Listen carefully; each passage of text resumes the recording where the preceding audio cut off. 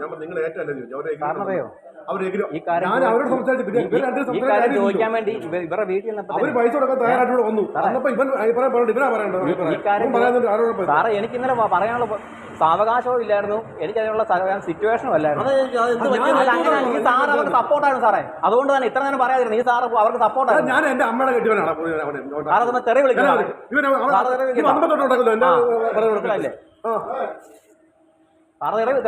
ഉള്ള കാര്യം ഞാൻ പറഞ്ഞു. ഉള്ള കാര്യം പറഞ്ഞു എന്നാന്നറിയോ, അവളുടെ ചങ്ങലത്ത് തന്നെ അവരുടെ വീട്. ഇത് വന്ന അന്ന് തന്നെ പരാതി കൊടുത്തത് അന്ന് തന്നെ എനിക്ക് മനസ്സിലായ കാര്യമാണ്. ഞാൻ ഒരു നടപടി ഉണ്ടാക്കില്ലെന്നുള്ളത് എനിക്ക് അന്ന് വ്യക്തമായ കാര്യമാണ്. അന്ന് എനിക്ക് കറക്റ്റായിട്ട് വ്യക്തമായ കാര്യം.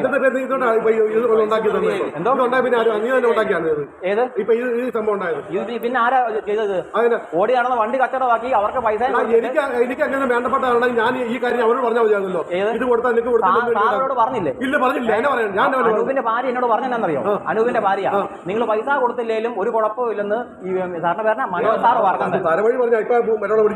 സാറ് വിളിച്ചോ, അവളെ വിളിച്ചോ, അവളെ സാറ് വിളിക്കേ. അവളെ വിളിച്ചിട്ട് എന്നോട് അങ്ങനെ പറഞ്ഞു.